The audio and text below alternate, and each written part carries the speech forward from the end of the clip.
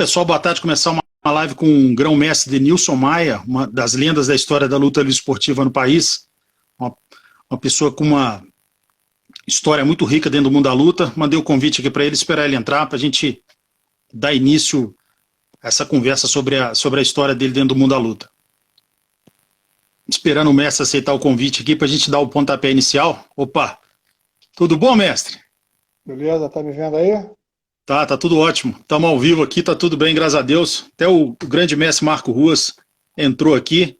Oh, que bom, mestre. Deu esse delayzinho aí, né? Mas estamos aqui, graças a Deus. Uma honra conversar com você, né? Grão-mestre na luta livre esportiva, tem uma história muito rica e a gente vai utilizar esse tempo aqui para poder falar um pouco da sua história, mestre. Uma honra para mim, Florescio Scarpelli, do canal MMA Debate, conversar com você.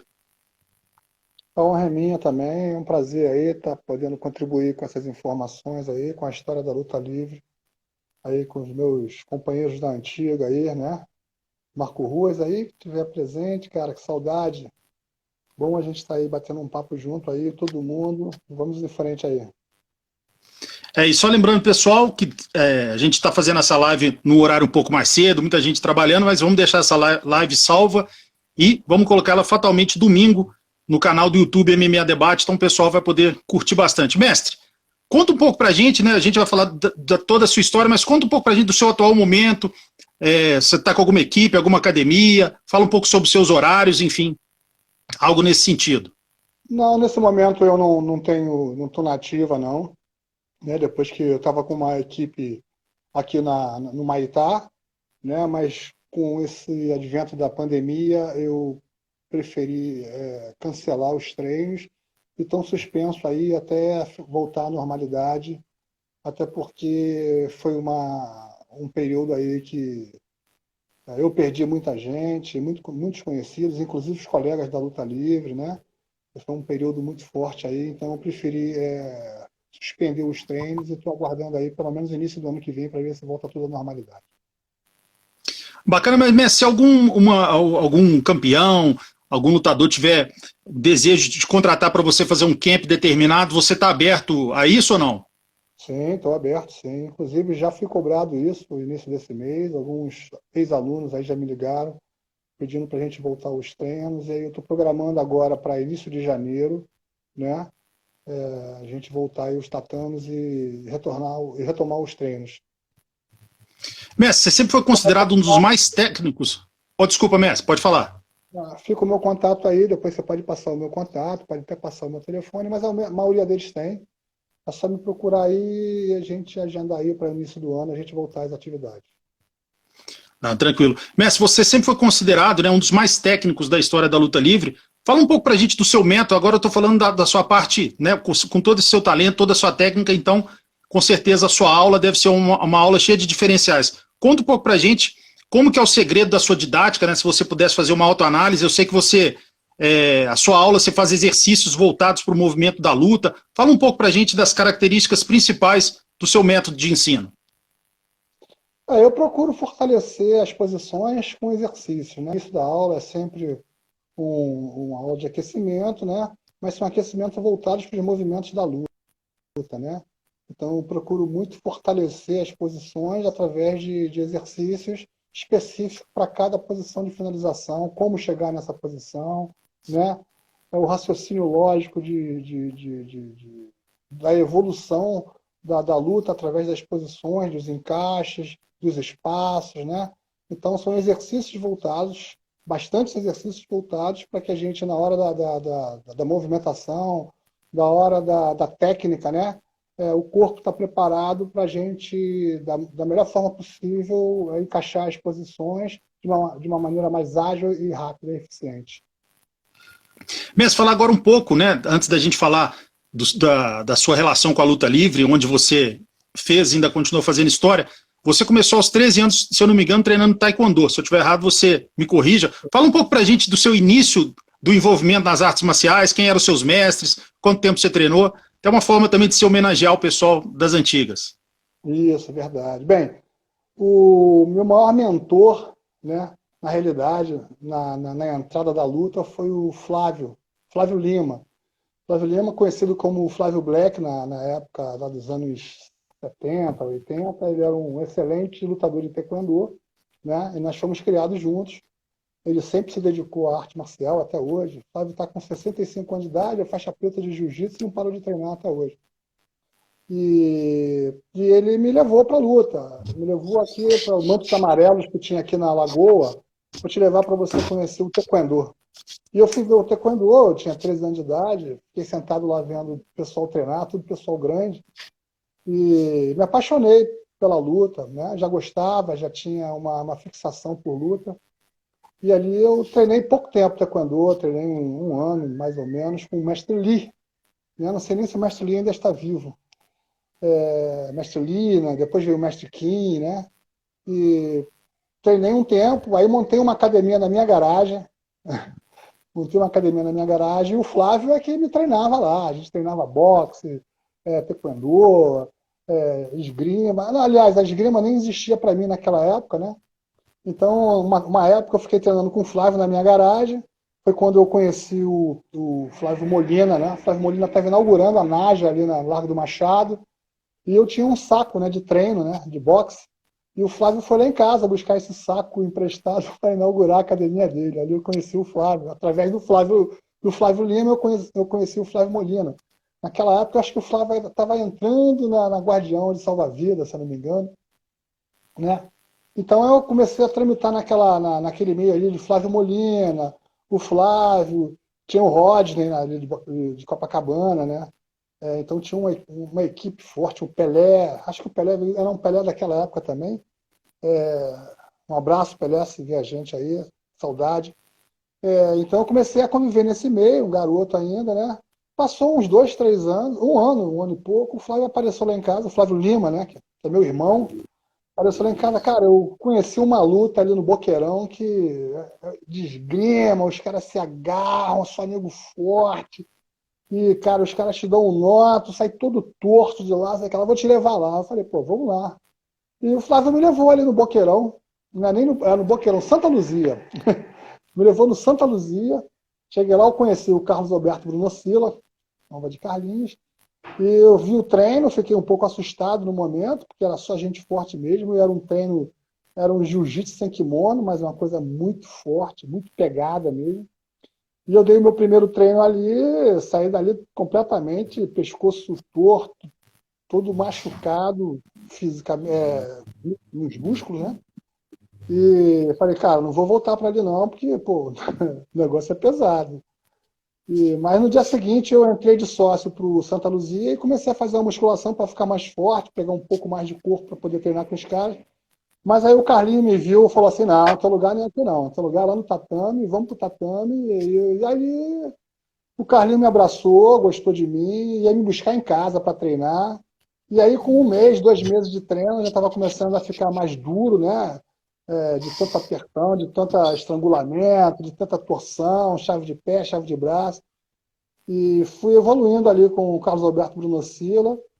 E minha vida começou na luta livre ali.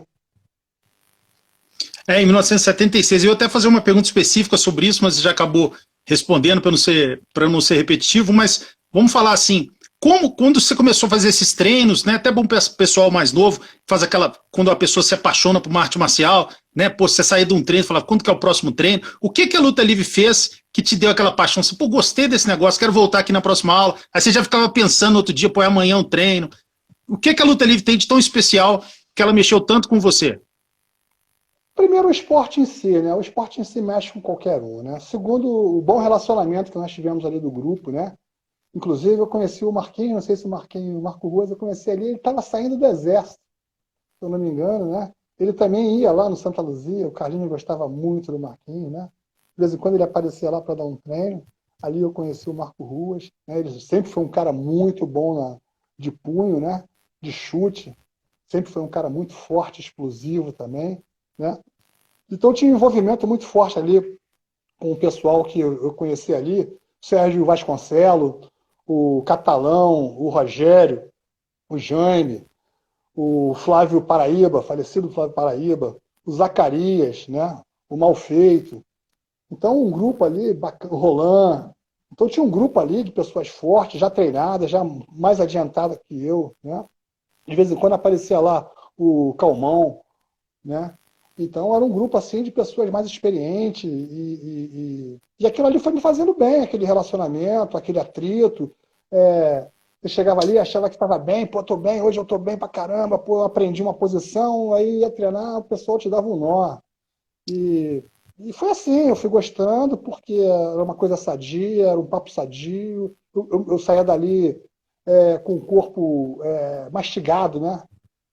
Então, chegava em casa, tomava um banho, me sentia bem. Então, era uma coisa saudável, que me fazia bem. E com o tempo eu fui percebendo, né, que também ia mexendo com a cabeça da gente, né? Vai modificando também, né? O raciocínio, porque a luta livre é um jogo de xadrez, né? Cada movimento que você faz errado, isso aí eu fui aprender com o Carlinhos, né? Porque depois de algum tempo, o Carlinhos vinha me buscar em casa, sábado, domingo, segunda. Eu chegava a dormir, saía do colégio, saía do colégio meio-dia, o Carlinhos me passava lá em casa 1 hora, 2 horas da tarde. Eu ia para o tatame antes do pessoal chegar, ele me dava aula particular, eu dormia no tatame para quando o pessoal chegasse eu estava já descansado. Então eu virei um rato de tatame, né? Uns 14 anos em frente.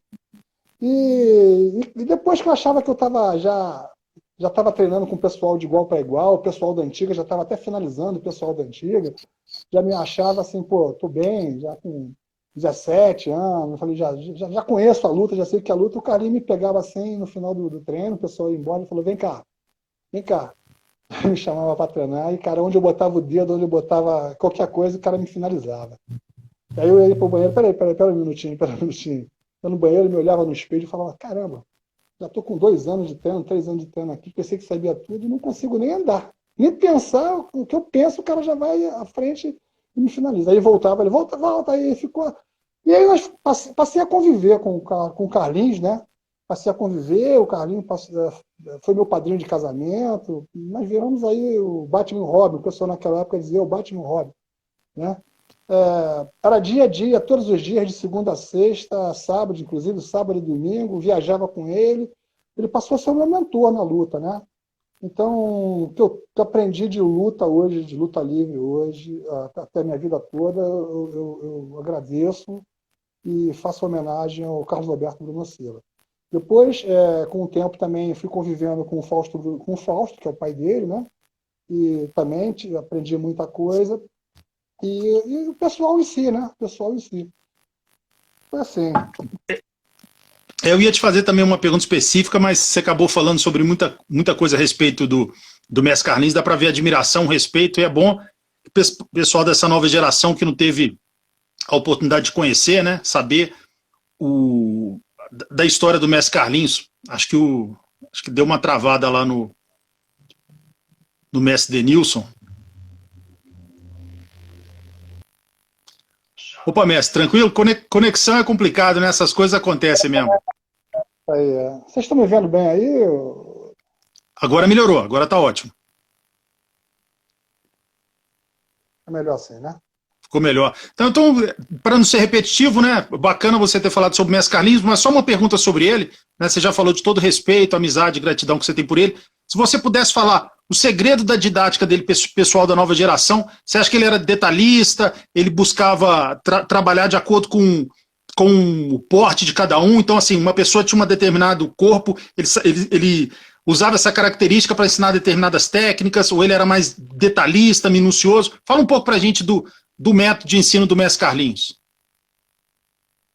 O Carlinhos era muito técnico, muito inteligente, sempre foi uma pessoa muito inteligente, né? No esporte, o que ele fazia bem, né?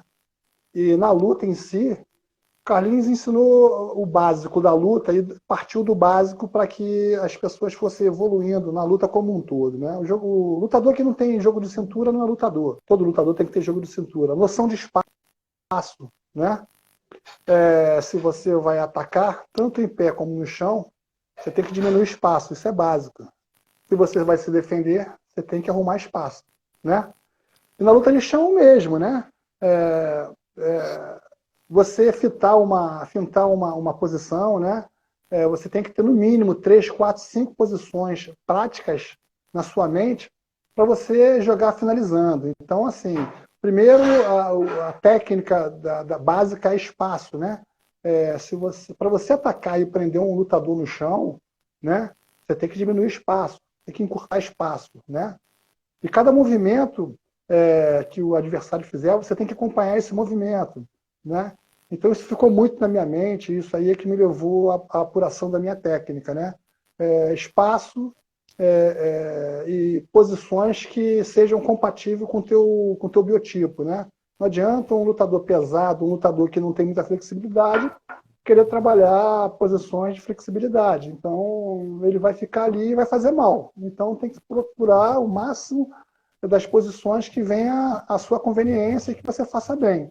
E, no mínimo, você tem um trunfo desse de 5, 6 posições dessa na mão, né? Então, assim, o Carlinhos sempre foi um cara muito didático, sabe falar, sabe explicar, sabe transmitir. Isso aí é fundamental para um professor, né?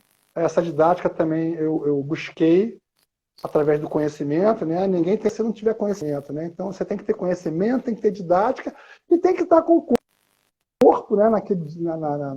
No treino de luta, né? Você tem que estar com o corpo preparado também para transmitir isso, né? Depois a idade vai passando, a inteligência aumenta, o conhecimento aumenta, mas os movimentos ficam prejudicados. Então as aulas hoje em dia são mais verbais, transmitidas de uma forma didática, né? mais verbalizada do que propriamente oferecendo o corpo. Carlinhos era um professor que oferecia muito corpo para a gente treinar, né? Então, assim, não era só ele falando, mas ele oferecia o corpo, ele participava dos treinos, ele se arriscava às vezes, né? Porque um professor que dá aula para alunos já evoluídos, né? É um risco que você está treinando sempre com eles, né? Mas ele não se incomodava com isso, ele é um cara que sabia transmitir, tinha a hora da escolinha, tinha a hora da conversa, tinha a hora do treino pesado, tinha a hora da porradaria, era muito legal. E eu procuro manter isso de uma forma mais suave, né? Porque naquela época os treinos eram treinos pesados, eu acho até assim meio grosseiros, né? Mas isso aí encascorou muita gente, né? O Ruas sabe disso. Aqueles treinos grosseiros que a gente fazia encascorava muita gente. E tinha gente que gostava, tinha gente que não gostava. Você às vezes espantava alunos, né? Tinha alunos que ficavam, mas assim eram treinos eficientes, bastante eficientes, né? Mestre, falar agora um pouco da sua participação, Alô? né? Tá me ouvindo, mestre? Tô sem escuta aí, não tô te escutando. Tá me ouvindo Alguma coisa agora? aconteceu, não tô escutando. Será que alguém te ligou aí? Opa, tá me ouvindo, mestre? Problema com áudio agora. Deixa eu ver aqui. Tá ouvindo, mestre? Não tô escutando. Ah, tá. Tranquilo, eu tirei o fone aqui. Tá me ouvindo bem, então? Tô sem escuta. Eu tô te escutando bem, mestre. Você não tá me ouvindo? Você não tá Felizmente me tô sem ouvindo, não, escuta. não? Convidei o mestre para ele entrar. Tá me ouvindo, não? Tô ouvindo. Ah, que bom, graças a Deus. Essas coisas acontecem. Essa live tá na raça, do peito e na raça, do jeito que tem que ser. Tranquilo, mestre. Nunca foi fácil na vida nada, né? Então essa live tem que ser assim, na raça mesmo, porque entrevistar você é uma grande realização, é uma pessoa que tem uma história muito bonita no mundo da luta. Mestre, fala agora sobre a sua época que você lutou a luta livre olímpica, ali nos anos 70, enfim. Fala um pouco pra gente dessa época, tinha a sua equipe, tinha a equipe do Gama Filho, do Hollis. Fala um pouco pra gente como é que eram as rivalidades e os principais campeonatos que você disputou, que você venceu, enfim. Fala um pouco pra gente desse cenário da luta livre olímpica naquele momento. Lá em 1978, 1977, para 78, 79, 80, né? A gente começou a participar dos campeonatos de luta livre olímpica, né? Tinha a luta livre olímpica e a luta livre greco-romana, né? E o pessoal, então, lá do Santa Luzia, nós éramos conhecidos como âncora, né? Por causa do macacãozinho que tinha uma âncora aqui assim. Então, era uma equipe dessas pessoas que eu tinha falado anteriormente, né? Do Rogério, do Sérgio Vasconcelos, do Roland, do Catalão, do Jaime, do Flávio Paraíba. Era uma equipe bem forte, né? Palha. Nós éramos assim uns 20. né? E os nossos adversários principais eram os alunos do Sansão, lá da Gama Filho, né? Tinha uns alunos do Roira, né? Da Grace, e a gente costumava participar desses campeonatos lá no Mackenzie, né? No Mackenzie, no Grajaú Tênis Clube, Tijuca Tênis Clube, né? Na Academia de Polícia Civil, ali na Evaristo da Veiga. Os campeonatos eram por ali. E a rivalidade era grande, mas era uma rivalidade gostosa, não tinha briga, não tinha confusão, tinha provocações no treino, né? Mas foi uma época muito boa. Não tinha competição de luta livre olímpica, né? Luta livre esportiva naquela época, né?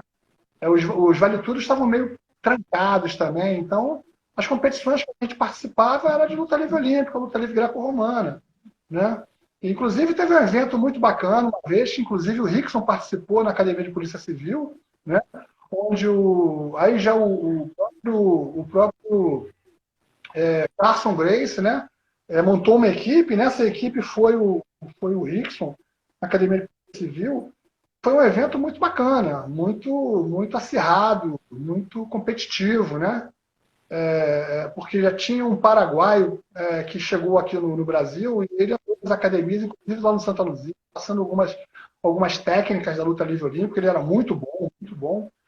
Depois foi para Gama Filho e ele competiu contra o Rickson nesse dia, né? Foi uma competição bem acirrada. O Rickson queria sair na porrada com ele porque ele deu umas quedas no Rickson e o Rickson fechou o punho.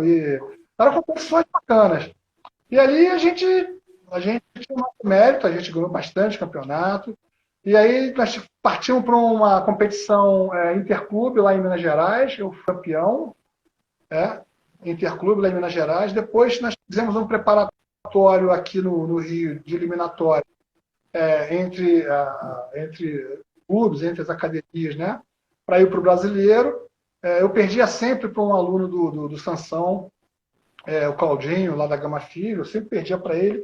E eu estava muito bem treinado, o Carlinhos me treinou muito bem, e eu ganhei dele na final, então fui para a final do Brasileirão. Eliminei ele nas competições e fui para a final, lá na Academia de Polícia Civil, e fui então para a competição final, que seria em Minas Gerais, que foi em Minas Gerais, no Mineirinho, né? Só que eu faltei o último treino. Na realidade, eu cheguei no treino.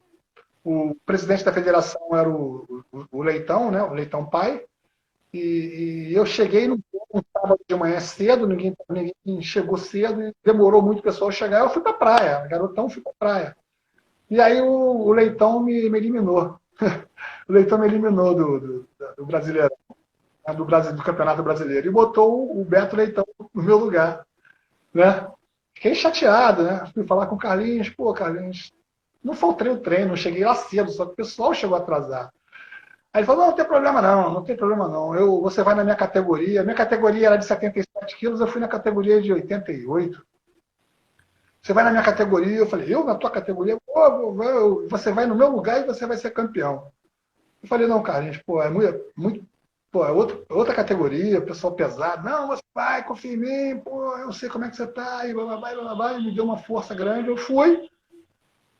E lutei contra fiz 3 lutas, lutei contra um cara de Minas Gerais, lutei com um cara, não me lembro de onde, e eu fui para a final com um cara da Bahia, que era o atual campeão brasileiro no peso pesado. E a minha competição foi uma competição bem acirrada, mas eu acabei ganhando dele. E na minha categoria, que o Beto entrou no meu lugar, ele não conseguiu êxito, né? Isso ali foi um exemplo de como é que é o mundo esportivo também, né? Tem coisas, né? E essa história daí eu ia evoluir para um sul-americano, mas também caiu no mesmo sistema, né? De proteção, e acabei não indo também. Eu seria o lutador aí, o sul-americano, e acabei não indo. Quem foi o Beto. Né? Mas isso aí não me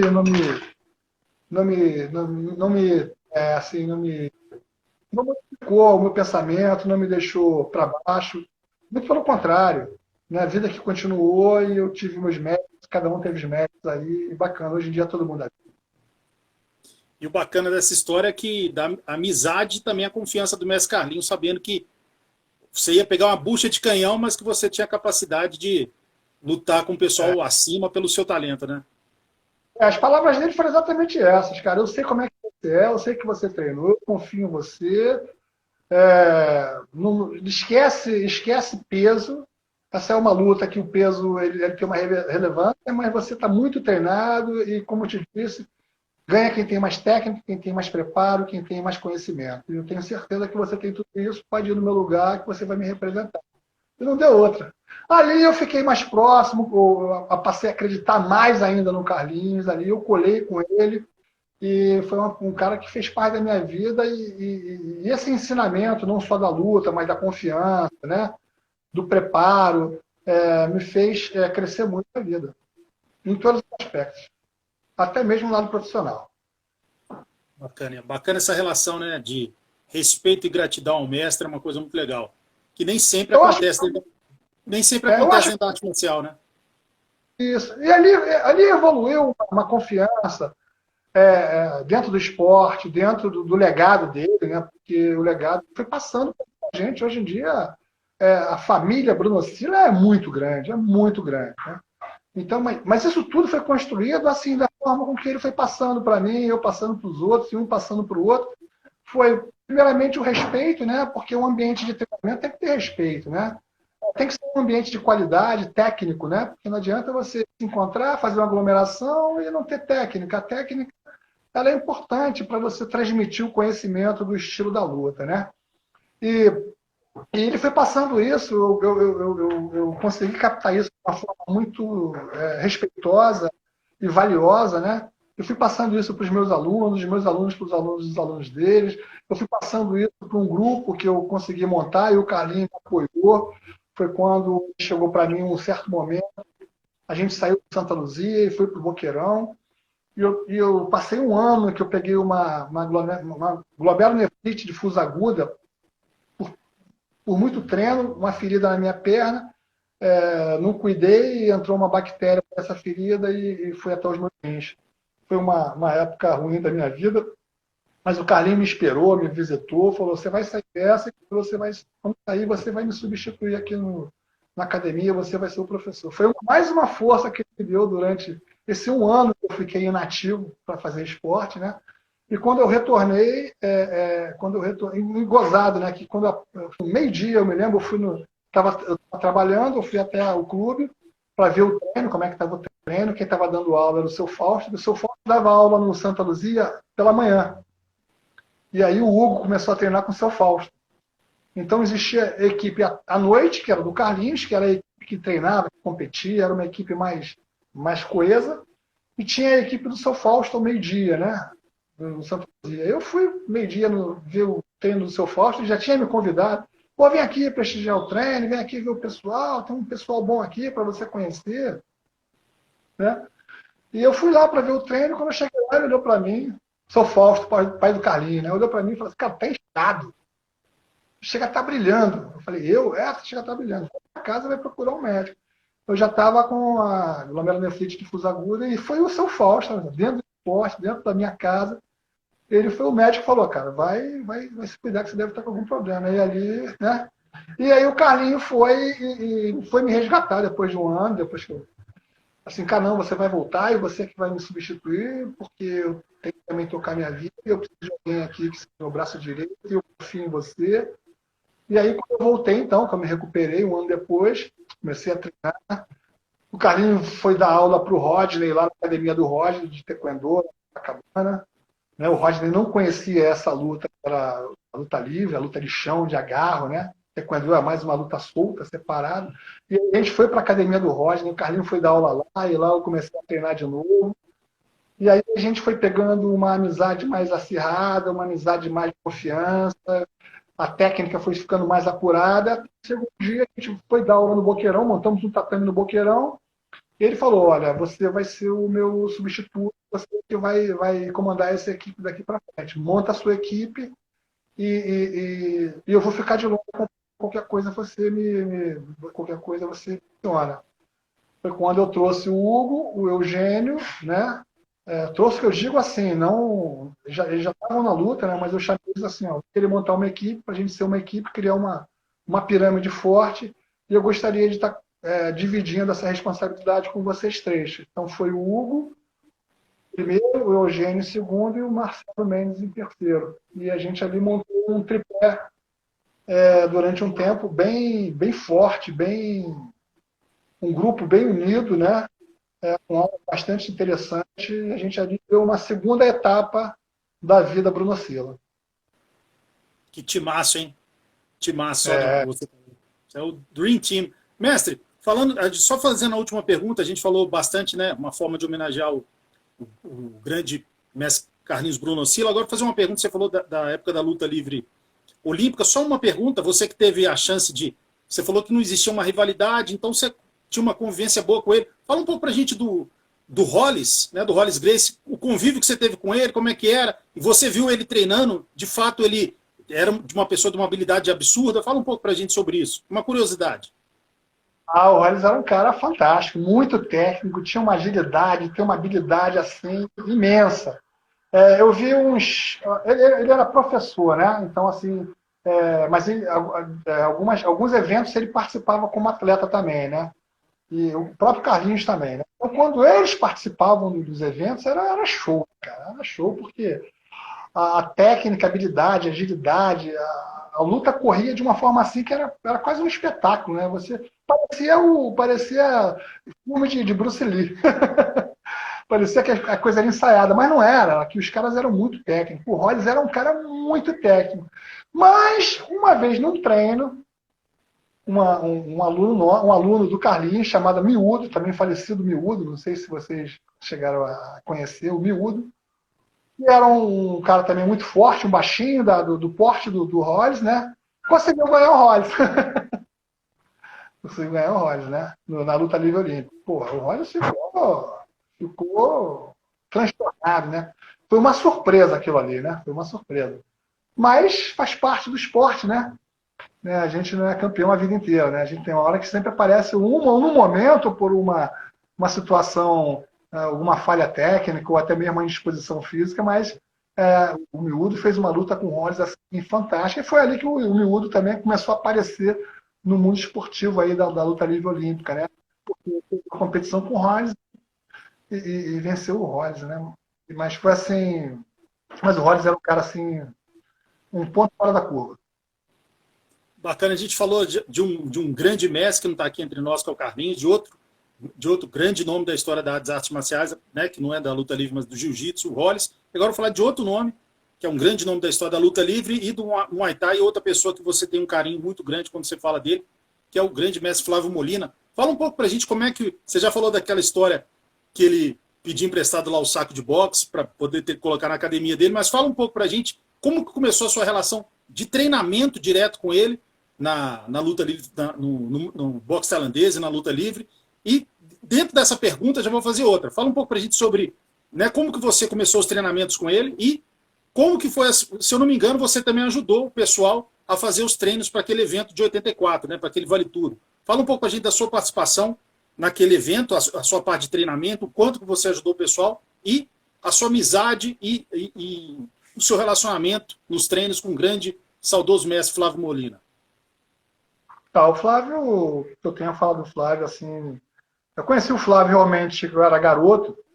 O Flávio não era tão velho, tão mais velho que eu, mas a diferença é acho que de 5 anos, por aí, 4, 5 anos.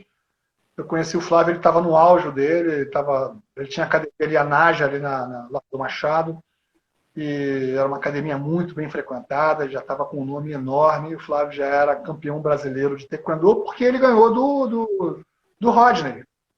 O Flávio pegou um nome muito forte quando ele ganhou do Rodney, porque o Rodney era o cara do taekwondo do Rio de Janeiro, né? Um cara muito forte, muito explosivo, né? Um cara que saiu no Fantástico, ele pulou um Fusca, né? Ele saiu correndo, ele pulou um Fusca e quebrou uma telha do outro lado. O Rodney era o cara do taekwondo, né?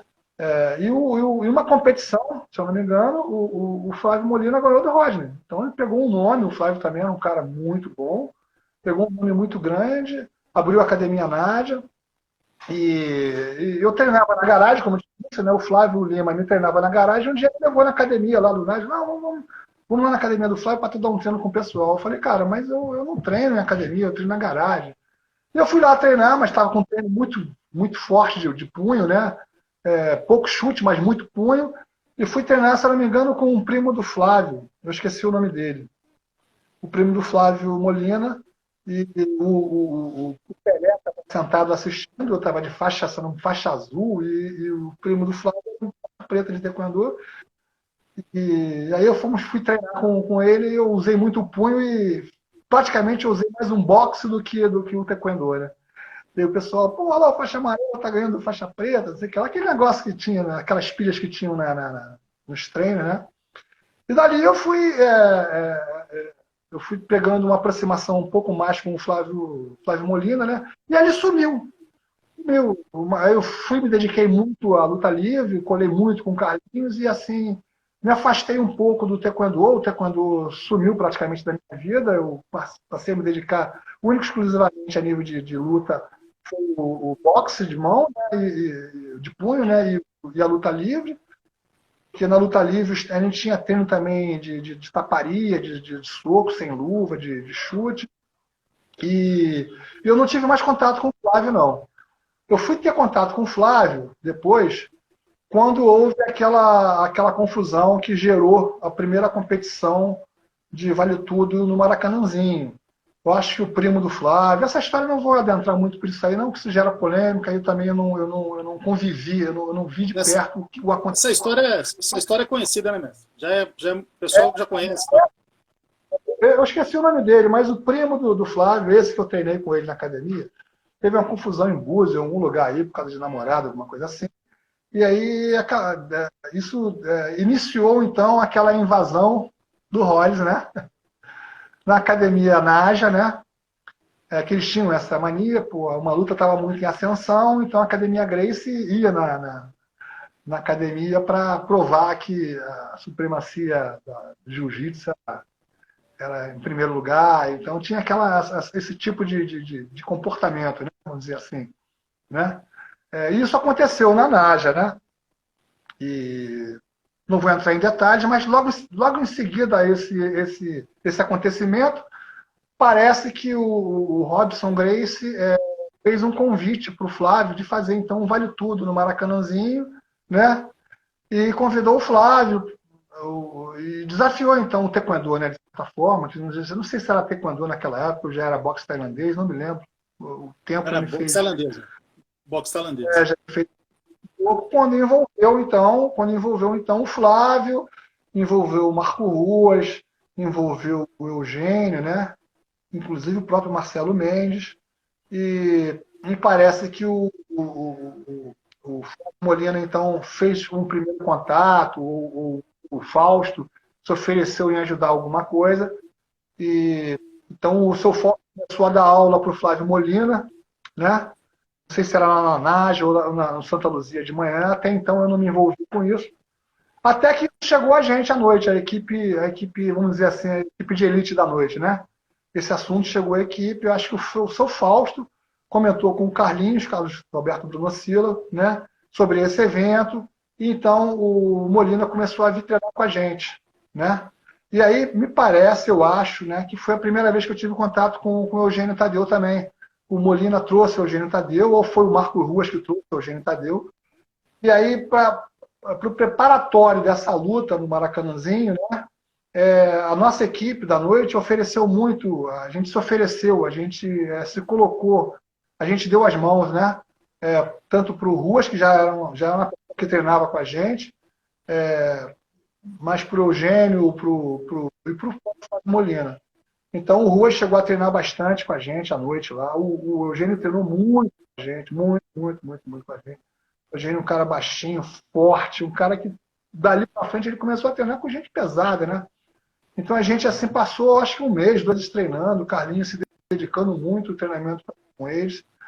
E o Molina pouco. O Molina pouco treinou com a gente ali. Eu me lembro, tá? Não sei se ele treinou de manhã com o seu Fausto, mas assim que eu me lembro, ele treinou pouco com a gente, mas o Eugênio e o Ruas treinou bastante, né? E foi isso. Aí a gente ali criou um elo mais acirrado, né? A nível de competição com a própria Grace, né? Ali começou a ter uma competição da luta livre com a Academia Gracie, porque a gente, de certa forma, auxiliou essa equipe nessa competição, né? E a gente foi para o Maracanãzinho apoiar esses atletas que foram fazer essa competição com... Aí foi o Flávio Molina com o Bering, né? Foi o Marco Ruas com o Pinduca, né? O Eugênio Tadeu com o Pitangui. O Marcelo Quente, nessa época, ele era um dos competidores mais novos que se machucou, ele operou o joelho, aconteceu alguma coisa que ele não pôde participar do evento, né? Eu acho que teve acho que foi um atleta, foi um professor do Kung Fu que lutou com outra pessoa da Academia Gracie, então foram 4 competições. E dessas 4 competições, acho que praticamente a gente levou 2. Que foi o Marco Ruas, que empatou, que foi um empate realmente, que o Lucas fez uma excelente luta com o Marcos, se surpreendeu com o Marcos,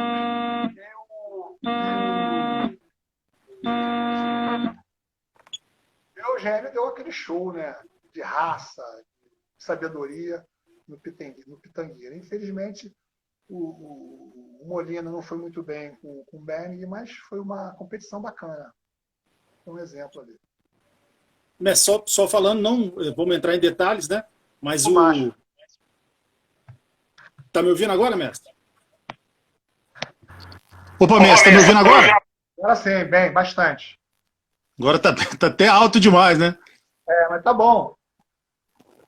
Não, mestre, só falando, a gente não vai entrar em detalhe, como a gente falou, todo mundo já sabe dessa história, do início ali Mas você ficou na dúvida dos nomes, foi a briga que gerou aquele desentendimento foi o Marinho do Mar, que ele era cunhado do Mestre Molina, e o Charles Gracie, que é filho do Robson Gracie, irmão do Renzo, do Ralph, enfim. Isso mesmo. Só para contextualizar mesmo. Mestre, falando do Molina, né? Depois disso você já continuou tendo contato, treinando muito com ele, enfim. Depois desse evento lá no Maracanãzinho, o Molina começou a treinar pesado com a gente, entendeu? Ele ia pro Boqueirão, num quadrado, um tatame muito grande, uma equipe muito grande, né? E o Molina começou, aí o Molina entrou para a equipe mesmo e treinou com a gente, fez parte da evolução da luta, entendeu? A gente viajou para fazer competições em ringue, a gente criou uma espécie de um uniforme padrão na época, pela ideia do próprio Flávio. Ele arrumava competições para a gente, entendeu? E aí passou a treinar acirradamente com a gente. Ele tinha alguns espaços lá em Secretário, ele tinha uma casa quase com uma academia lá, a gente ia treinar lá, ele levava a gente para passar final de semana e treinar lá, e nas praças lá de Secretário a gente fazia evento à noite, entendeu? Criamos algumas competições nossas mesmo internas, convidando o pessoal de fora. Aí a gente passou a conviver bastante. Mestre, e o pessoal que sempre fala do Mestre Molina, também é uma pessoa generosa, educada, do bem. Fala um pouco pra gente sobre as principais características que você sempre vai se lembrar dele como pessoa. O Flávio, um exemplar pai de família, né? Um cara muito assim, para mim, né? Muito honesto, muito amigo, né? O Flávio é um cara, assim, como te disse, né? Um pai de família exemplar, um amigo fiel, um fiel amigo, um cara que dava conselhos, um cara na dele, um cara muito na dele. Ele era o Flávio até um cara tímido, era um cara tímido, né? Mas com um sorriso bem aberto, é um profissional que ajudava as pessoas, né? Um amigo que era bom para qualquer obra, você precisava dele, ele, precisa de mim, eu estou contigo. Então, assim, pessoalmente, o Flávio é um cara que, foi uma perda muito grande para a gente, né? Morreu muito cedo, né? E morreu atuando, morreu apresentando aquilo que ele sabia de fazer de melhor, né? Então, assim, como pessoa, eu só tenho a agradecer a amizade que nós tivemos, só tenho a elogiar o pai de família, o esposo que ele sempre foi. E como atleta, né, um cara sempre muito técnico, né? O Flávio assim, lembrava muito o Carlinhos, né? Assim, nesse sentido, né? O que ele se propunha a fazer, ele fazia muito bem. não só na vida de atleta, na vida esportiva, mas também na vida profissional, né? Na vida profissional, ele era muito melhores ali naquela equipe de elite que tinha na polícia, né? Então, assim, os filhos dele, eu tenho convívio com o Marcelinho até hoje. Marcelinho, hoje, se você vê o Marcelinho, é o Flávio. Eu vejo Marcelinho, eu vejo Flávio, da forma de falar. Outro dia o Marcelinho me ligou, um tempo atrás ele me ligou, pensei, falei, tomei até um susto, meu coração disparou, pensei que fosse o Flávio. Então, assim, é uma família bonita. O Flávio deixou um legado bonito. Aí eu só tenho a elogiar. Ô, Flávio. E um herói, né? Mais de 1.500 resgates, um herói da vida real. Com certeza. Só deixou coisa boa. Com certeza. Muito bom a gente ter pego esse tempo aqui para homenagear esses grandes ídolos aí da história, né? Que fizeram parte da sua vida e que são ícones da história das artes marciais no Brasil. Mestre, fala um pouco para a gente de um seminário que você deu nos Estados Unidos, de luta livre, em 87, e me tira uma dúvida, fala um pouco para a gente como é que foi a história dessa viagem, como é que surgiu o convite, e me tira uma dúvida, esse foi o primeiro seminário de luta livre lá nos Estados Unidos? Com certeza. Isso surgiu da seguinte forma. Depois daquela confusão toda, aí está um pouquinho numa história, né? O Rickson foi para os Estados Unidos. O Rickson tinha ido para os Estados Unidos, né? E o Flávio Lima morava nos Estados Unidos. Flávio, meu irmão, que iniciou, que me botou na luta, né? Ele morava muito tempo nos Estados Unidos. E o Rickson foi morar nos Estados Unidos, né? E o Rorion já morava nos Estados Unidos, né? Já tinha levado, já estava começando com o MMA lá, ou com Vale Tudo, né? Com esse evento que era do Rorion, né? O Rorion, né? Começou na mão do Rorion lá fora, né? E o Rickson foi morar nos Estados Unidos, né? Estava lá. E o Flávio, pô, Daniel, você não quer bater um papo com o Rorion, não, para ver se vocês dão um treino, para ver como é que seria um treino, você e o Rorion, não sei o quê, blá, blá, blá. E o Flávio ligou pro Rorion e falou, pô, o Denilson queria dar um treino contigo para ver qual é o melhor. Aquelas histórias de antigamente, né? Aí o Flávio ligou pro Rorion, o Rorion falou, olha, eu não treino mais, agora eu sou manager, não sou mais lutador, agora eu sou manager, né? Mas quem está aqui é o Rickson. E eu já conheci o Rickson. E aí o Flávio deu uma ligada pro Rickson e perguntou se a gente podia dar um treino. E o Rickson, naquela época, se o Rickson se um dia tal que eu estou falando, não estou dizendo em verdade, ele falou que pô, ele tinha um nome, eu tinha o meu nome na luta livre, e a gente podia fazer um treino então numa sala fechada, né? Um papo de e a família já estava lá fora, então, né? E o Flávio, então, falou assim, tu não quer vir aqui fazer um seminário em Nova York? Porque tem um chamado Pasquale, não, do Karatê Internacional. Ele era o professor de luta lá fora, ele tinha uma academia em Newark, em Nova York, e pediu para me convidar para fazer um seminário lá fora. Aí eu fui, o Flávio me fez esse convite, né? Eu fui, então, viajei para os Estados Unidos, indicado pelo Flávio e por esse Michael de Pasquale. Ele era o dono da revista Karatê Internacional e tinha o pai dele que treinou os marines americanos para o Vietnã, né? Então era um cara muito conhecido lá fora.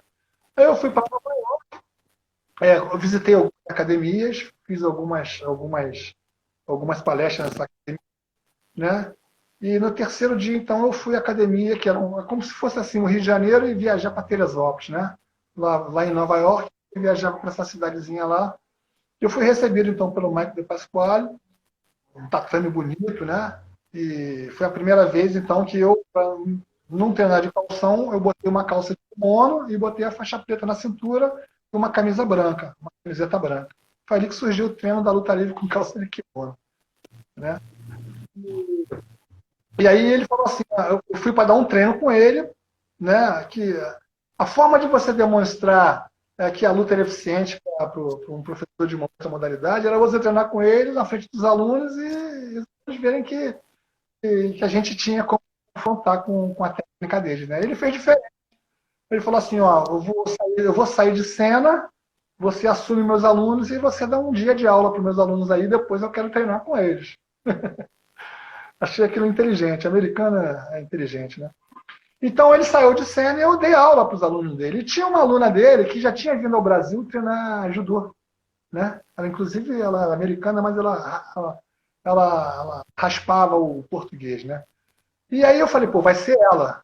Vai ser ela. Então eu me dediquei a ela com o nome que eu dei para ele, mas eu me dediquei a ela assim, eu vou ensinar chave de pé a ela, chave de pé, como é que se fica uma chave de pé por baixo, o cara vai estar em cima dela, vai estar montada nela, ou vai estar dentro da guarda dela e ela vai sair com uma chave de pé. Então foi 3 horas de aula. Né? E o Flávio me ajudou na aula também. No final da aula, o Michael chegou e falou assim, aí, com quem eu treino? Com qual dos meus alunos eu treino? Com ela. E ela treinou com ele e finalizou ele. Então, assim, foi um seminário muito bacana, né? Deu para mostrar a técnica, deu para mostrar a disciplina, deu para mostrar o conhecimento, deu para fazer uma união, né? Então foi assim um evento muito bacana. E nós saímos dali e fomos convidados para ir tomar um drink com ele numa boate. Eu me lembro que chegou na boate, estava de short, né? Chinelo e camiseta. E eu não estava nesse pensamento de sair dali uma boate, mas o Flávio falou, estão convidando a gente para sair. Na boate, na portaria, o barro, entrar de camiseta e chinelo bermuda. Para ele assim, pô, realizou o Michael de Pascoal. O cara pode entrar. E foi assim, uma recepção muito bacana, eu gosto disso, tá? Eu acho que uma coisa é você divulgar o esporte, uma coisa é você. Não é quem um é melhor que o outro, mas assim, um pode somar com o outro, né? Nós levamos uma técnica lá que eles passaram a usar essa técnica, né? Passaram a dialogar com a gente e saiu dali todo mundo satisfeito e amigo, ninguém diminuído por nada, muito pelo contrário, todo mundo somou, né? E aí ele me convidou, então, eu queria fazer uma capa de revista Karatê Internacional com a luta livre. Você pode voltar aqui amanhã para a gente bater uma foto, não sei o que lá. Eu falei, não. Eu preferia fazer o seguinte, eu prefiro ir para o Brasil, bater uma foto com a minha equipe, né? E aí a equipe que eu digo seria eu, o Carlinhos, o Eugênio e o Hugo, né? Bater uma foto com eles, te manda essa foto e aí você, então, faz a capa da Karatê Internacional. Só que dentro da matéria eu fiz as posições de queda, de soco entrando, amando, está até hoje aí na revista. Fiz um passo a passo, né, de alguns golpes, né? Então a capa da revista foi a gente, que eu vim para o Brasil, tirei com eles, fiz questão de tirar com eles e enviar para eles. E aí, por incrível que pareça, a primeira vez que a gente soube dessa revista foi o Marco Ruas, voltando dos Estados Unidos, se eu não me engano, e ele estava dentro do avião, ele deu de cara com essa revista e trouxe pra gente aqui. Pô, vê a revista de vocês aqui, vocês saíram na Karatê Internacional. Ele estava assistindo aí, se eu estiver mentindo, ele pode... E foi assim, primeira divulgação da luta nos Estados Unidos. História bacana, mestre, ainda mais esse final aí que mostra muita generosidade da sua parte, né? Que você podia ter tirado a foto sozinho, você fez questão de tirar com todo mundo, né? Mestre, fala um pouco, pode falar. Não, mas desde o início, desde que o Carlinhos chegou, ele me ensinou. Nunca foi um cara assim, arrogante. Ele era um cara exigente, um cara grosso, ogro. Os treinamentos dele, todo mundo passou a ter o mesmo estilo dele nos treinamentos, né? Quando dava aula, né? Um cara que gritava, um cara que xingava quando fazia uma coisa errada, ele achava que quem vem para dentro do tatame para assistir a aula e quer aprender, não sou eu que vou ensinar, vocês é que tem que querer aprender, então preste atenção. Se não estiver treinando, senta do lado e observa o treino, porque observando o treino você vai aprender. Então era um cara exigente, né? Pelo menos na minha época era assim, não sei se hoje em dia está assim. Mas a gente aprendeu assim, aprendeu com disciplina, com interesse, com amizade, com respeito. Uma coisa que a gente aprendeu na luta, pelo menos naquela época, depois a coisa mudou um pouco, foi assim, não adianta querer catucar ou querer passar à frente do cara que está do teu lado, porque ele é que está do teu lado, então é um ajudando o outro, né? Então, quando eu fui lá para fora, tive essa oportunidade que o Flávio me deu, né?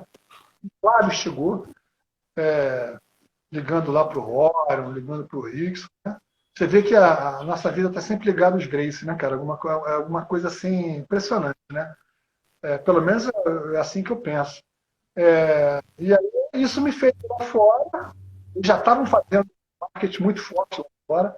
Inclusive, antes de eu ir lá para fora, eu encontrei o seu Hélio. O seu Hélio também me procurava muito, né? O seu Hélio, encontrei ele num posto de gasolina. E eu falei: oi, seu Hélio, Badenil, sei que lá. Falei: aí, seu Hélio, como é que estão as coisas? Ele falou: aqui no Brasil a gente não tem mais nada o que fazer. A gente já fez tudo o que tinha que fazer, agora a gente vai para os Estados Unidos, vai lá para fora. Foi a primeira vez que eu soube que eles estavam indo lá para fora, foi pelo seu Hélio, depois pelo próprio Rickson, né? E não deu outra. Eles foram lá para fora, já estavam em mídia, já estavam em capa, já tinham fotos dele lá fora. Foi quando o estão repetindo, me veio em contato com o Rory, ou ele ligou para o Rory, depois com o Rickson, e me puxou para esse seminário lá fora. Então foi realmente a primeira vez que a luta livre foi completamente desconhecida, né? Porque aqui já era, imagine lá fora, né? E na sombra do jiu-jitsu. Então eu fiz questão de não sou eu que vou divulgar a luta. Vai ser divulgada pela equipe que a gente se propôs a montar lá no Brasil, e ela vai montar, como falei, né, um tripé sólido para que a pirâmide se mantenha. Então, esse sempre foi e é meu pensamento, não só na luta, como também na minha vida familiar e na minha vida profissional. Acho que ninguém é ninguém sozinho. Bacana, mestre. Mestre, falar de alguns acontecimentos, né, tá indo para as perguntas finais, mas esse acontecimento, não precisa de entrar em detalhes também, porque todo mundo é tão divulgado que a gente já sabe que foi aquela a briga no PP entre o Hugo e o Rickson, e depois a invasão do pessoal, não sei se pode ser chamado de invasão, enfim, mas o dia que vocês foram até a Academia Humaitá. Pode entrar em Isso. Fala um pouco dessas duas situações, mas não o que gerou, que todo mundo já sabe, isso é tão divulgado, existem vários vídeos sobre isso, mas qual que foi, contextualize como que você estava nesses dois acontecimentos, o desentendimento na praia, se você estava lá, e depois o dia que o pessoal da Luta Livre foi na Padre Antônio Vieira. Então, como toda finalização ela tem um início, né? E esse início ele vai se desenrolando até chegar à finalização, eu vou contar o início, que eu acho que o pessoal... Isso tudo começou... Eu dava aula no Boqueirão, com o pessoal todo, né? Eu, o Hugo, o Eugênio, e o Eugênio veio dar aula aqui eu moro até hoje do lado aqui na Lagoa, na La Maison. O Eugênio um espaço grande, com ringue, né?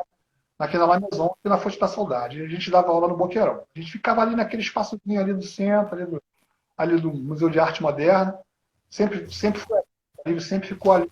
Nossa escola, né? Tinha a escola do Leitão, lá do João Ricardo, que era lá no Rio Comprido, mas eu estou falando da gente, tá? Estou falando da nossa escola. E o Eugênio, então, veio aqui para a Zona Sul, fui dar aula aqui na La Maison, e o Hugo um dia chegou: poxa, eu fui lá no Eugênio, para a gente dar aula junto. O Eugênio falou que não, ali era o espaço dele, não sei o que lá, blá, blá, blá, blá. Eu não sei por que eu entrei nessa. E até que foi bom também, né? Hoje em dia a gente conversa, foi isso mesmo, como você sempre. E aí eu vi o Eugênio: não, Denilson, vamos dar aula aqui juntamente, sei que lá. E a gente acabou trocando espaço lá do Boqueirão, que era o quartel-general, vamos dizer assim, né? Lá no Boqueirão, e veio um pouco mais aqui para onde o Eugênio dava aula aqui na Maison, né? E acho que nesse movimento aí de dar aula aqui, dar aula lá, dar aula lá e dar aula aqui, surgiu algum ruído do Flávio Molina em relação a ter uma revanche com o Behring, tá? Eu não participava muito dessas coisas não, porque eu sou um cara mais light, mais fora dessas coisas. Mas sempre tive presente em tudo. E nesse interim, eu viajei para... Eu fui convidado para dar aula para o Miguel Pires Gonçalves, que era o superintendente da TV, o filho do Leandro Pires Gonçalves, lá na Screen, lá no Leblon. E eu falei: bom, eu não vou carregar todo mundo para lá, porque senão a gente não consegue, a gente acaba matando, né, os treinos que são os treinos mais pesados. Eu estou indo lá para lá mesmo para dar aula particular, para uma equipe pequena, mais para empresário, alguma coisa assim. E eu levei então comigo, levei o Bosco, né, e levei o falecido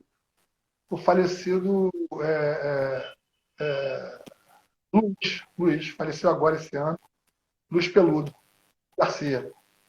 E levei eles comigo e dava aula de manhã, começava a dar aula às 7 horas da manhã lá, e 7 às 10, né? Saía de lá, ia para o trabalho, aula executiva mesmo, né? Já era um treino mais executivo. E um dia eu viajei para São Paulo, né? E o Berg foi me procurar lá, com o Rickson. Porque você começa a expandir muito, era aquela característica deles, né? Pô, o cara, falando que tem um cara bom, caramba, que, porra, é tão bom quanto você, não sei o que lá, e eles iam lá. Então eles foram lá me procurar, e eu estava em São Paulo, aí o Bosco me ligou e falou, pô, Denilson, o Berg e o Rickson vieram aqui te procurar, mas eu falei que você estava em São Paulo, não sei o que lá, blá, blá, blá, blá, blá. E aí eu falei, não vai faltar oportunidade, a gente dá um treino, não sei o que, blá, blá, blá, mas eu estou em São Paulo. E aí foi, a coisa se passou. E um dia eu estava dando aula lá no Boqueirão, e entrou assim, o Rickson devia ser umas 7 horas da noite, o Rickson entrou, e eu fui vendo, pegando gente, pessoal com máquina de filmar, não estava entendendo nada, estava dando aula, estava no tatame. Eu vi o Rickson entrar, o senhor entrou logo atrás. Aí eu olhei para ele, opa, ô mestre. Aí eu fui em direção a ele, ele falou, pô, mestre, tudo bem? Pô, eu estive lá te procurando, mas você não estava. Eu falei, pô, cara, mas não, eu viajei para São Paulo, mas não falta oportunidade. Ele falou, não, eu falei, mas o que está acontecendo? Não, eu vim aqui porque o Molina está falando aí na televisão, no jornal, está divulgando aí que eu estou fugindo, que eu estou nos Estados Unidos, estou fugindo da alguma coisa assim nesse sentido, eu não estava entendendo nada. Aí nisso chegou o Flávio, foi chegando a opção de gente ali do Flamengo, né? Chegou o Flávio Paraíba, pô, chegou todo mundo, chegou o Carlinhos. Aí eu parei o treino e fomos lá discutir o que estava acontecendo. Aí era o seguinte, parece que o Flávio estava desafiando de novo o Berg, mas parece que alguma coisa estava acontecendo que esse evento não estava conseguindo sair. E nesse interim, parece que o Rickson estava achando que também estava sendo desafiado, porque o Carlinhos falou que, da mesma forma que gente boa, então o negócio mais ou menos estava no diálogo até o Flávio Paraíba. Isso aí tem gente que contesta, não foi o Flávio Paraíba, foi uma outra pessoa que falou, não, foi o Flávio Paraíba, memória, eu tenho bem memória. O Flávio Paraíba falou na luta do Rickson com o Zulu, tá lembrado? Teve a luta do Rickson com o Zulu. E nesse bate-papo, discutir se vão marcar a luta, não vão marcar a luta. Quando é que pode marcar a luta da revanche do Flávio com o Berg, não sei o que lá, alguém quer mais lutar, não sei o que lá, blá, blá. O Rickson ia viajar. Na semana seguinte, ele ia viajar, um mês logo em seguida, estava se preparando o passaporte para viajar para os Estados Unidos. Ia morar, ia viver nos Estados Unidos. Né? Aí o Flávio Paraíba falou assim, aquela tua luta com o Zulu foi marmelada. Porra, o cara ficou uma festa. Imagino. Marmelada, caralho, quem fala isso tem AIDS. Naquela época tava na AIDS. Quem fala isso tem AIDS. AIDS era uma ofensa, né? Deus me livre guarda. Quem tem isso tem AIDS, não sei o que. E se alguém quiser lutar comigo agora, eu vou ali pro tatame de... Ele falou assim, o cantinho de vocês, eu vou ali, a gente luta agora, não sei o que lá. Aí o Carlinhos, ele se virou para mim e perguntou se eu lutava com ele. Eu falei, porra, lógico, cara, mas agora não dá. Eu tava com estiramento, tava com a minha perna preta por dentro, aquilo treinando com o Luiz Garcia, ele esgarçou a minha perna e deu estiramento na minha virilha.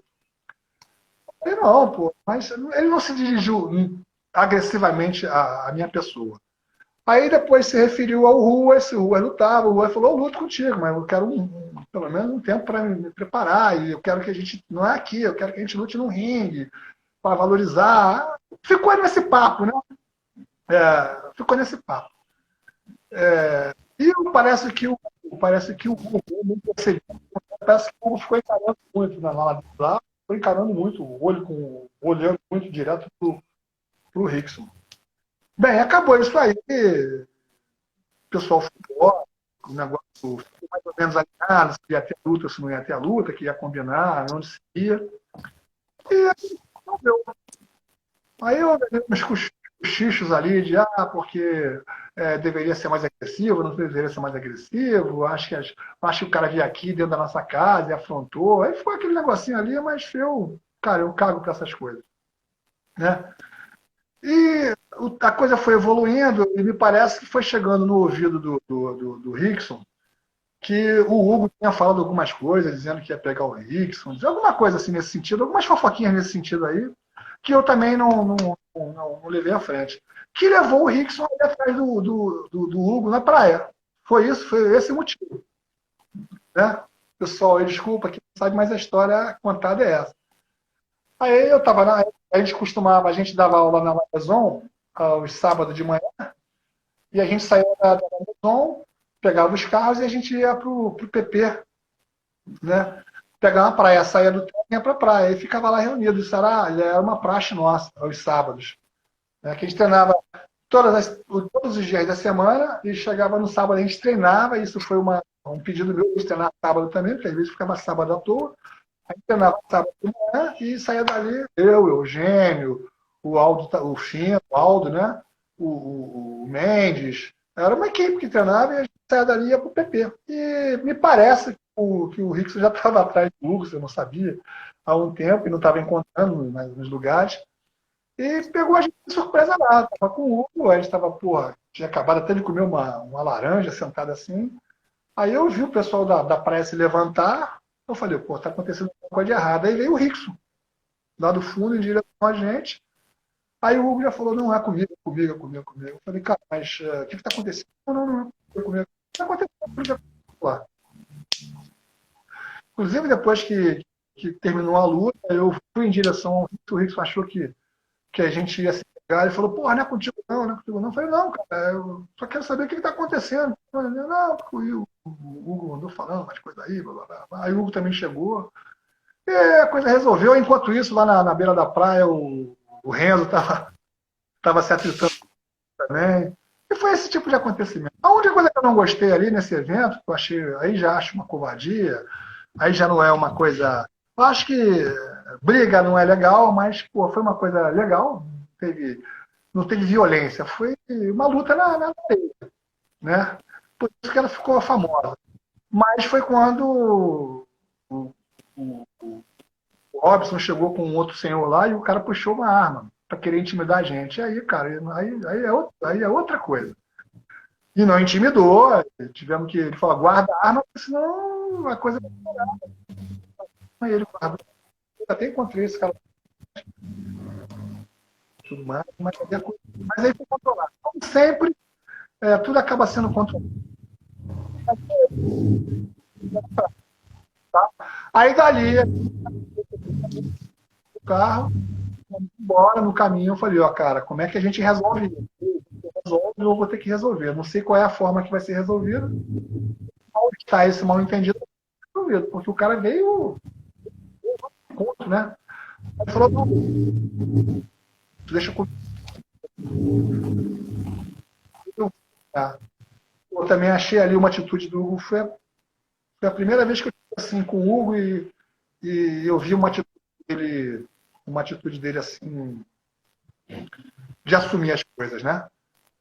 Aquilo que o Carlinho tinha me ensinado e ele assumiu. Apesar, talvez ele ter provocado essa situação, ele falou, não, eu comecei, eu vou terminar. Estava ele dentro do carro, dirigindo. E aí eu não tenho mais com nada, continuei tocando a vida. Acho que uma semana depois, se eu não me engano, acho que ele reuniu aquela tropa lá em Santa Luzia, né? E falou, Denilson, vem para cá, eu preciso de você, porque a gente vai resolver esse problema lá na Fieira. Chegamos lá, quando eu cheguei, tinha um cara enorme no meio da rua, e entrou eu e ele. Estamos aqui do lado da minha casa hoje, né? Que já era do lado. Nós entramos na Fieira, lá em cima, era o treinamento, junto, e estava o Hélio, estava o Roy, né? O irmão do Rickson, e o pessoal lá treinando. Tinha mais um outro irmão dele, do Rickson. E E aí o seu Hélio... Devia ser o Roker, né? É o Roker, é. E o seu Hélio... Oi, meus filhos, muito educado.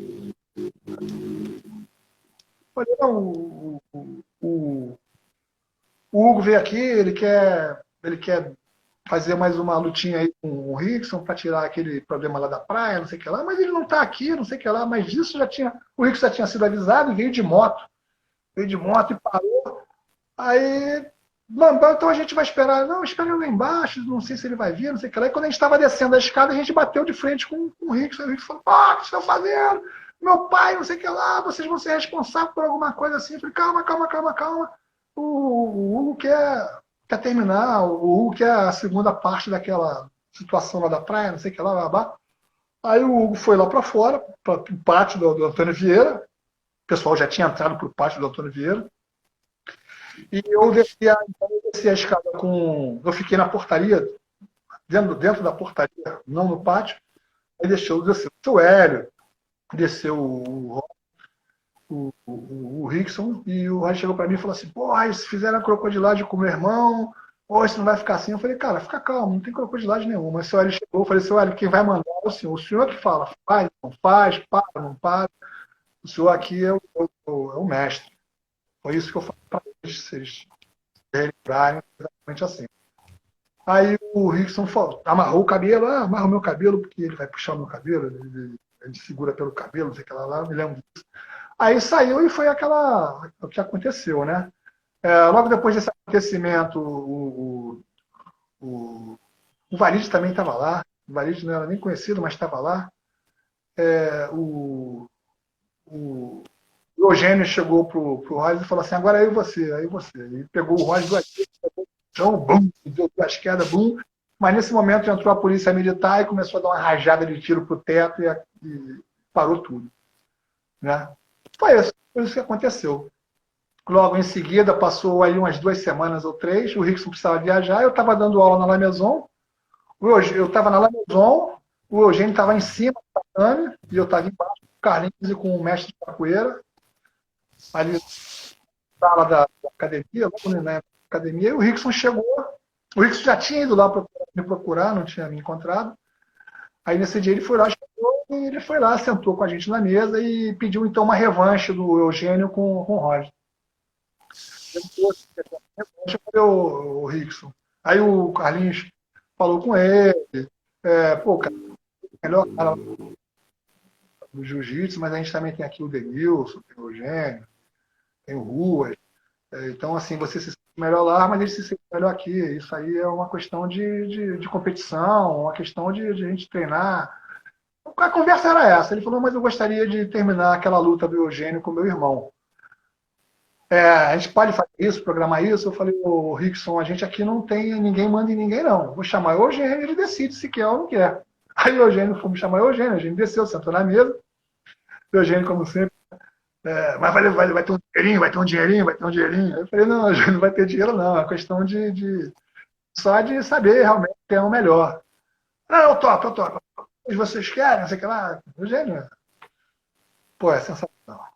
Eu tiro o chapéu pro Eugênio. O Eugênio é um cara, ele tem lá o jeito dele, ele é um cara ogro também pra cacete, mas ele é um sujeito homem. Eu gosto muito dele. E ele falou, não... Exatamente. Casca grossa da pesada. Poxa, pô. A gente se conhece. E ele... Não, eu topo. Vamos lá. E aí, então, a gente marcou aquele dia ali. E aí, esse dia, o Rickson falou, pô, gostaria muito de um dia... Denilson, a gente está treinando junto lá fora, com o mesmo nome, com o mesmo nome da luta, tudo é jiu-jitsu, a gente treina lá fora, fazer o nome lá, lutar contra os gringos. Isso nunca saiu da minha cabeça. E a gente marcou então no Antônio Vieira, acho que uma semana depois, a gente veio aqui no Padre Antônio Vieira, e foi dentro de um lugar que nem tatame tinha, era um carpete, aqueles carpetes que queima pra cacete. Então a gente entrou. Na época veio eu, o Hugo, o falecido Jefferson Negão, veio o Bosco, o Eugênio, que ia lutar, né? Nós éramos uns 7 ou 8, mais ou menos. E aí também do lado deles lá tinha o Marcelo Bering, tinha um pessoal da família lá, né? E aí teve aquela competição lá, que foi quase 1 hora, que foi uma competição castrosa. Parabéns. Naquela época tudo era meio grosseria mesmo, né? Era uma coisa assim, era novidade, né, cara? Então, assim, mas foi uma competição, vou dizer como competição, foi uma luta muito honesta de ambos os lados, e ali a gente, mais uma vez, ficou pau a pau. Isso aconteceu, né? Daquilo ali a gente voltou a treinar, treinamos e voltamos a dar aula tranquilo. E aí até surgiu, então, o Rickson viajou, né? Até surgiu, então, o evento do Valide dar um depoimento. Eu acho que não foi se dirigindo a gente, mas o Valide devia estar muito bem fisicamente, e estava, né? Estava muito bem treinado pelo Carson, né? O Carson também estava com uma equipe, sempre teve uma equipe muito, muito boa, muito forte, muito coesa, muito técnica, né? E o Valide deu uma entrevista no Jornal o Dia, se eu não me engano, desafiando qualquer um, né? Desafiava qualquer um para uma luta. E mais uma vez, né? O Hugo viu aquilo e aí veio pra gente, o cara tá desafiando a gente, não estava desafiando a luta livre, estava desafiando qualquer luta, né? Para um desafio. Ele tava desafiando qualquer luta, qualquer arte marcial para ele. Ele estava bem, estava se sentindo bem. Inclusive, na casa do Miguel Pires Gonçalves, eu sentado com ele, a gente sentado num canto lá, que estava discutindo como é que ia ser a luta, não sei o que lá. Ele falou, pô, você tem que ganhar dinheiro. Eu estou me sentindo bem, pô, estou me sentindo bem, então eu tenho o direito de fazer isso. Eu falei, lógico, porra, sabe? E foi assim que foi se desenrolando, até criar aquele evento no Grajaú, que é a grande luta, né? Que aconteceu aquele evento ali que a gente também não se preparou da forma que deveria ter se preparado. A gente achou que seria um evento mais tranquilo, né? Um local mais aberto, mais disputado a nível de participantes, de torcida, né? Mas, de certa forma, foi um evento que clareou de novo, que acendeu de novo o Vale Tudo no Brasil e projetou mais ainda o jiu-jitsu, né? E a gente, de certa forma, por menos organização, menos infraestrutura que a gente tinha em comparação a eles, infinitamente menor, né? Dizer assim que era 1 milhão para 100 a nível de adeptos, né? A gente ali começou a crescer muito. Também começou a enxergar, né, mais profissionalmente, não os treinos, né, mas vamos dizer assim, né, o grupo, né? A gente precisava ser mais organizado, ser mais estruturado, né? Ser mais coeso um com o outro, sem vaidade, né? E aí a coisa começou. Eu me afastei um pouco também, né? Porque eu sempre falei, ou a gente tem um alicerce forte para criar uma pirâmide e ela não caiu, ou o alicerce é fraco. Quando a pirâmide, e a gente estava com uma pirâmide boa, ela vai desmoronar, e não deu outra. Desmoronou e a gente teve que reconstruir tudo isso aí já com a ajuda dessa nova geração aí, já com a ajuda das federações, que o Bosco hoje é um cara exemplar aí, porra, o Cromado, um cara que tem uma equipe maravilhosa, é um professor, meu filho foi lá treinar com ele, eu convivi um pouco agora com o Cromado, e eu vi o quanto esse cara é um professor, é um ser humano, que ajuda, conhecimento, de respeito. Ou seja, assim, a luta hoje, não para ensinar, mas para pegar aí. A gente bateu um barro lá atrás, quebrou tijolo, quebrou pedra, mas eu acho que hoje em dia aí, com a colaboração desse pessoal todo aí, o Aritano, eu vejo o Aritano aí também contribui muito, o Bosco, hoje todo, o próprio Hugo aí, né? Que não parou, continua dando aula, continua fazendo as lives dele. Porra, o Eugênio não se fala, né? Então, eu acho que amadureceu, o pessoal ficou mais maduro, ficou mais consciente, ficou mais cabeça, né? E a coisa cresceu, a gente hoje está no mundo inteiro. A luta livre hoje está no mundo inteiro, né? E falta um pouco mais de consciência, um pouco mais de união, um pouco mais de união, para a gente se consagrar aí como o jiu-jitsu foi consagrado. Porque hoje em dia os treinos aí é tudo sem kimono, né? Então, Exatamente. a organização hoje está muito bacana, mas a gente precisa se organizar mais ainda. Mas eu acho que a federação, pô, o Tuninho lá em Manaus, poxa, está fazendo um trabalho fantástico, né? Pô, o Didane lá fora, lá fora do Brasil também fez e continua fazendo um trabalho fantástico. Então, eu acho que valeu a pena aquele esforço inicial lá do Minha, do Eugênio, do Hugo, do Ruas, né? Pô, Ruas, falei pouco do Ruas, mas o Ruas, sabe, pô, a admiração que eu tenho por ele, pô, levou a gente aí pra fora do mundo, pro MMA, né? Então, assim, cada um fez o seu papel na hora certa, cada um deu a sua contribuição. Quebramos pedra, porque antigamente não tinha patrocínio não, cara, pra gente. Antigamente não tinha, era tudo... A gente subia no ringue aí para ganhar um conto, R$ 100, R$ 200, e não tinha luva, não tinha protetor de boca, não tinha nada. Então, a gente pô, é pedreira. Hoje em dia a coisa está organizada, hoje em dia tá, recompensa mais, pode-se viver do esporte. Tem muita gente que eu botei no esporte aí que hoje vive do esporte. Quantos alunos chegaram para mim e, poxa, mestre, eu não tenho dinheiro, eu sou mecânico, eu sou isso, eu sou aquilo, mas o que eu faço do esporte? Pô, entra aí, cara, não vai pagar nada não. E hoje em dia vive do esporte, pô, levou o nome do esporte, honrou o esporte, alunos, comigo, é um exemplo que eu me lembro muito bem. Então, assim, pô, o Marcelo Bertolucci, pô, que, poxa, foi um aluno meu e hoje em dia aí, pô, é delegado, pô, levou a luta para Manaus praticamente, né? Manaus hoje tem a luta por causa do Marcelo, né? E a gente foi lá ajudar ele algumas vezes. Então o Marcelo é um casca grossa também, que, poxa, desde o início esteve com a gente. Então, assim, foi uma equipe forte que segurou essa barra, né? Muita gente critica, porque vocês perderam, porque não foi assim, porque não foi assado, mas a gente era, como que eu digo, né? Era 1000 contra 100.